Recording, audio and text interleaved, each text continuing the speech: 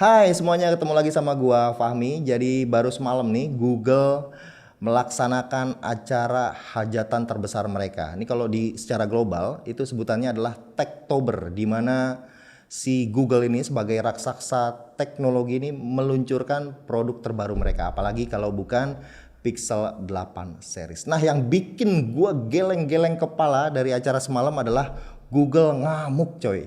Jadi Pixel 8 series ini bakalan dapat software update 7 tahun. Sadis, gila. Gila semuanya ya.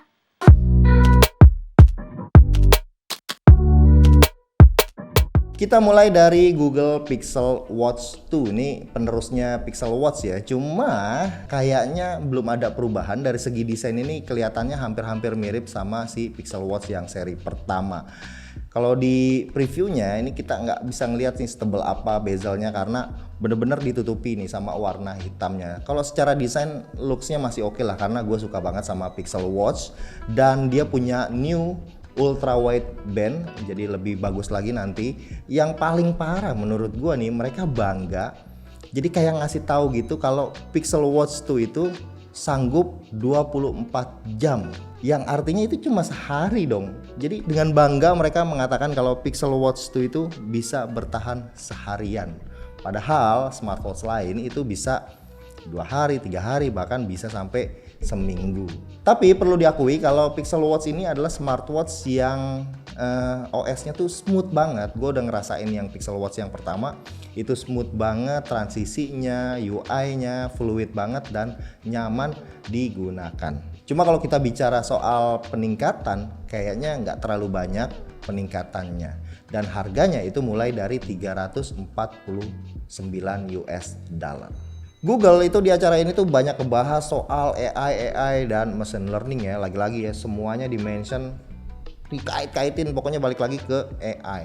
Dan yang jadi idolanya, primadonanya di acara ini sebenarnya adalah Pixel 8 series. Jadi seperti apa upgrade yang signifikan dari Pixel 8 series? Kita mulai dari desainnya nih. Si Pixel 8 series ini kelihatannya nggak ada sisi-sisi yang kotak ya di bodinya ya. Jadi semuanya itu melengkung, punya lengkungan dari belakang sampai ke depan. Dan yang paling menarik adalah displaynya. Ini sekarang nggak pakai display yang curve lagi di bagian pinggirnya, tapi ini khusus untuk si Pixel 8 Pro aja ya, karena si Pixel 8 itu kan sebenarnya sama kayak Pixel 7 ya, punya layar yang udah flat. Nah, dengan desain yang punya lengkungan di bagian belakangnya dan semua sisinya itu, jadi handlingnya itu harusnya itu nyaman banget buat dipegang.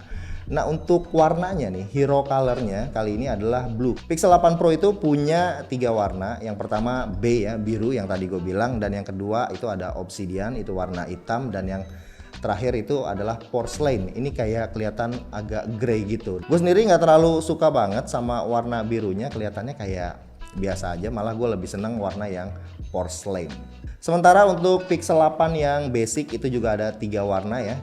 Yang pertama itu warna obsidian hitam ya, terus lanjut ada hazel, dan satu lagi adalah warna rose. Nah, ini warna yang menarik, udah HP-nya kecil, warnanya ada rose. Lanjut ke displaynya, sepertinya nih Google baru pertama kali ya punya istilah, punya nama-nama khusus untuk bagian-bagian tertentu dari device-nya. Nah, untuk displaynya kali ini Google namainnya adalah Actua Display. Nah, kalau di iPhone itu kan ada retina-retinaan, terus kalau di Samsung itu ada Dynamic AMOLED 2X. Nah, Google nih Pixel dia pakai nama Actua Display. Untuk Pixel 8 Actua Display, dan untuk yang Pixel 8 Pro itu namanya Super Actua Display. Secara ukuran untuk Pixel 8 itu pakai 6,2 inci dan Pixel 8 Pro itu pakai 6,7 inci. Keduanya ini udah pakai refresh rate yang 120 Hz, tapi yang LTPO ya, yang 1 sampai 120 Hz itu hanya di seri yang Pro aja. Dan yang bikin gokilnya adalah kedua displaynya ini itu karena udah pakai OLED ya, dan brightnessnya, tingkat kecerahannya itu tinggi banget. Untuk yang Pixel 8 basic itu 2000 nits, dan yang Pixel 8 Pro itu sampai 2400 nits. Gila. Kalau dilihat dari ketebalannya ini nggak terlalu berasa signifikan perubahannya, dan baterainya pun kayaknya masih hampir mirip-mirip ya. Untuk yang Pixel 8 kelihatannya upgrade ada di 4500-an, dan yang untuk yang Pro itu naik 50 mAh jadi 5050 mAh. Sementara untuk ngecasnya yang Pixel 8 itu 27 watt dan yang 8 Pro itu 30 watt. Dari framenya ini kayaknya nggak ada ngikut-ngikut Apple yang pakai titanium, jadi masih sama lah kayak Pixel 7 Pro, itu bahannya itu masih aluminium dan bentukannya juga hampir-hampir mirip. Tapi ada yang beda, yaitu mereka nih kali ini kerjasama sama iFixit untuk supaya si HP-nya ini ke depannya misalnya itu rusak ataupun harus dibongkar itu gampang buat dibukanya. Nah, bahannya ini sepertinya mereka sama ya, takut juga sama Mother Nature, jadi 100% recycle, jadi aman ya untuk bumi kita tercinta, ceritanya kan begitu.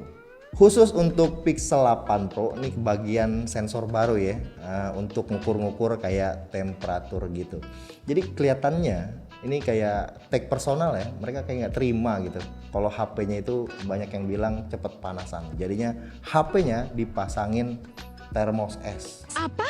Termos es? Bukan. Termometer. Jadi sebenarnya ini fitur bukan buat ngukur panas HP-nya, tapi buat ngukur panas orang. Misalnya nih kalian punya temen kalian orangnya panasan, wah langsung aja tuh tempelin jidatnya sama Pixel 8 Pro. Siapa tahu bisa adem. Nggak gitu juga sih konsepnya, karena sebenarnya fitur ini tuh berguna ya. Misalnya di rumah nih ada anak, saudara itu lagi sakit. Bu Joko punya es, anak saya panas sekali. Kita bisa langsung ngukur suhu tubuhnya, panasnya berapa. Jadi ini fitur yang berguna banget. Lanjut masih soal panas, jadi kita mendingan ke bagian chipsetnya, karena Tensor ini kan salah satu chipset yang katanya itu cukup panas. Nah, si Tensor G3 ini dia cukup unik ya, karena menggunakan core yang beda dari yang lain. Karena kebanyakan itu kan chipset lain itu pakai 8 core. Nah, si Tensor G3 ini dia punya 9 core dengan fabrikasi 4 nanometer. Tapi sepertinya ini cukup menjanjikan ya, dari bocoran-bocoran yang kita udah dapetin. Skor benchmarknya itu hampir mendekati 8 Gen 2. Dan untuk urusan GPU-nya, meskipun Pixel itu di acara eventnya, Google nih ya, di acara eventnya itu nggak mention seberapa cepet atau gimana pun mereka, karena ngebahas chipset yang mereka punya ini khusus untuk AI dan machine learning. Tapi kalau kita lihat dari spek yang mereka punya untuk GPU-nya itu pakai Immortalis G715, di mana ini salah satu GPU yang punya fitur ray tracing secara hardware. Cuma nggak di-mention nih kayaknya sama Google ya di acaranya semalam. Kalau kalian lihat videonya Romi kemarin itu yang ngebahas Redmi K60 Ultra kalau nggak salah, itu kan sama ya pakai GPU-nya Immortalis G715. Di situ tuh itu dapetin skornya 1,5 juta untuk Antutunya. Itu gokil sih sebenarnya. Makanya cukup menjanjikan ini sih Pixel 8 series. Untuk setup RAM-nya ini si Pixel 8 itu masih sama, RAM-nya tuh 8GB, dan yang Pixel 8 Pro itu RAM-nya 12GB, dan keduanya ini base modelnya itu start dari yang 128GB untuk penyimpanannya. Tapi ada yang 256, 512 sampai ke 1 tera. Nah, sekarang kita ke bagian kameranya, karena Pixel ini selalu kuatnya di bagian kameranya. Untuk kamera utama itu pakai GN2 50 megapiksel, dan untuk kamera ultra wide-nya si Pixel 8 yang base itu dapat autofocus, jadi bisa motret makro pakai Pixel 8. Dan sementara yang Pro-nya itu yang ultra wide-nya itu pakai sensor 48 megapiksel, dan yang untuk telenya masih sama pakai sensor 48 megapiksel juga. Tapi magicnya Google itu adalah software. Jadi meskipun dia pakai sensor yang biasa-biasa aja, kalau softwarenya bagus ya itu pasti bakalan bagus. Apalagi ini hardwarenya udah bagus. Setidaknya ada 4 fitur dari software ini, bagian software ya, yang akan menjadi poin-poin penting dari upgrade kali ini. Nah, yang pertama adalah Best Take. Ini fitur yang menarik menurut gua ya. Ini fitur untuk group selfie ataupun foto rame-rame. Misalnya subjeknya ini nggak ready nih, pas pada saat difoto nih ada yang matanya merem, ada yang lagi nunduk, ada yang lagi ngelengos kemana, ada yang dipanggil, misalkan itu dinengok gitu. Jadi sistemnya itu si Google itu punya fitur namanya live photo atau motion photo lah kalau di Google ya namanya ya. Kalau di iPhone itu kan live photo, kayak sedikit gitu merekam video, sedikit merekam pergerakannya. Jadinya frame per frame-nya itu diambil disimpan sama Google. Nah, disinilah software magicnya. Jadi hasil fotonya tuh misalkan ada yang matanya merem, itu tinggal diklik doang mukanya, itu langsung kelihatan tuh ada yang lagi mukanya lagi ketawa atau lagi normal. Tinggal diganti aja mukanya, itu langsung berubah otomatis. Tapi kayaknya fitur ini gue pernah ngeliat dulu ada di Lumia 1020 deh, kalau nggak salah ya itu juga ya. Nah lanjut yang fitur yang berikutnya adalah Magic Editor. Ini lanjutannya daripada si Magic Eraser nih. Kalau di Magic Eraser itu kan kita bisa ngapus itu yang kecil-kecil doang subjeknya. Nah kalau di Magic Editor ini lebih luas lagi. Kita bisa mindahin subjek, malah misalkan foto itu subjeknya terlalu pinggir ya, kita tinggal puterin aja dilingkarin terus kita geser ke kanan itu bisa. Ataupun kita bisa mau ngeganti suasana langitnya kayak gimana, itu pakai sistemnya pakai AI, itu bisa berubah semua. Keren nih Magic Editor. Nah lanjut fitur yang ketiga adalah bagian audio. Ini namanya Audio Magic Eraser. Nah di sini Google langsung ya kayak mendemokan gitu, lagi ngerekam anak bayi yang sebenarnya lagi belajar untuk bicara. Itu kan momen penting dimana kita ngelihat anak kita misalkan baru pertama kali bicara, terus kita rekam, ternyata ambience-nya tuh nggak enak, ada suara anjing lah ngegonggong, ada suara apa, jadi suara anak kita tuh nggak kedengeran. Nah dengan Audio Magic Eraser ini itu tinggal sekali klik aja, jadi ambience-nya tuh bener-bener hilang dan suara dari subjeknya itu jadi clear banget.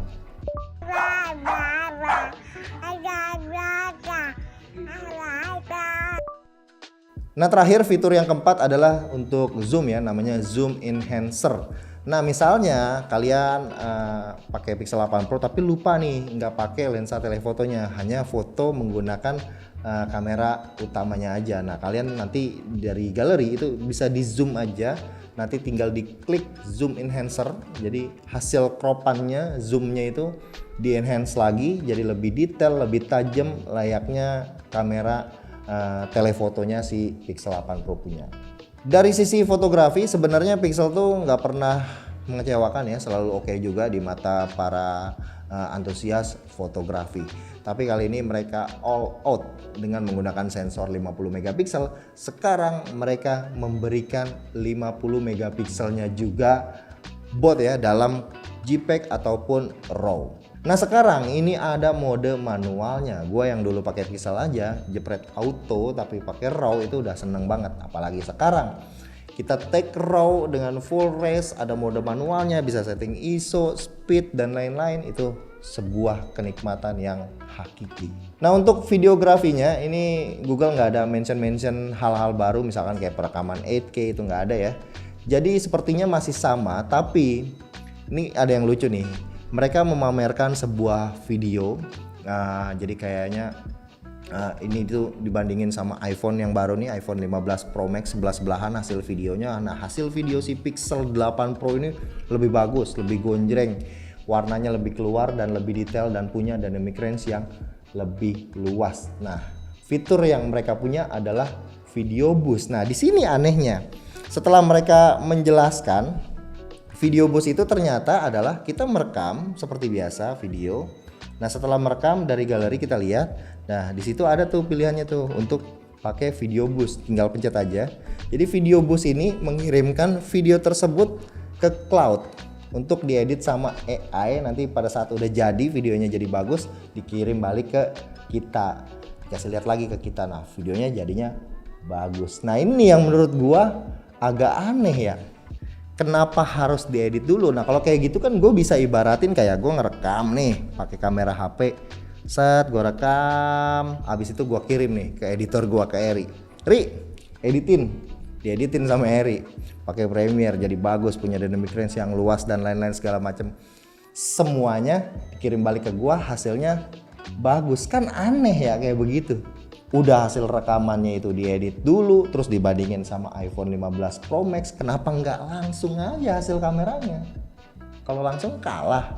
Tapi selain itu ada fitur baru juga yang mereka perkenalkan, yaitu adalah video night sight. Nah, di sini kita bisa lihat sampel yang ditampilkan itu kelihatannya dalam kondisi yang low light itu bagus, warnanya keluar lebih terang dan minim noise. Karena selama ini kamera Pixel itu selalu ya, kalau dalam kondisi yang low light untuk videonya itu langsung kelihatan noise-nya. Bahkan di kondisi yang backlight juga itu di bagian shadow-shadownya itu suka kelihatan noise-nya. Nah, selanjutnya kita ke bagian OS nih. Kalau misalkan ada Pixel baru itu selalu ada Android yang terbaru. Nah, kali ini adalah Android 14. Tapi yang menarik adalah justru software update yang Google berikan. Nih Google kayak ngamuk coy. Kayak ke-trigger itu sama kompetitornya. Kayak Samsung itu ngasih security ataupun software update itu 5 tahun. Dan Apple itu ngasih security atau update itu sampai 7 tahun, kurang lebih 6 tahun 7 tahun lah. Nah, Google langsung samain si Pixel 8 series ini punya update 7 tahun. Nggak ada keterangan. Jadi keterangannya cuma 7 tahun OS upgrade. Jadi termasuk sama security update-nya. Jadi kalau misalkan kalian beli sekarang nih Android 14 itu nambah sampai 7 seri Android ke depannya. Oke, jadi terakhir kita ke bagian harga untuk yang Pixel 8 basic itu harganya mulai dari 699 US dollar, itu yang base model 128 ya. Untuk yang versi Pro Pixel 8 Pro itu harganya 999, artinya 1000 dolar. Nah, kalau hitungan sampai sini biasanya tuh di atas 15 jutaan ya kalau untuk Pixel yang 8 Pro-nya. Oke, sekian video kali ini, video rekap si Pixel 8 series kali ini. Semoga ngebantu kalian. Gue sendiri sangat antusias pengen nyobain langsung hands on Pixel 8 Pro tentunya.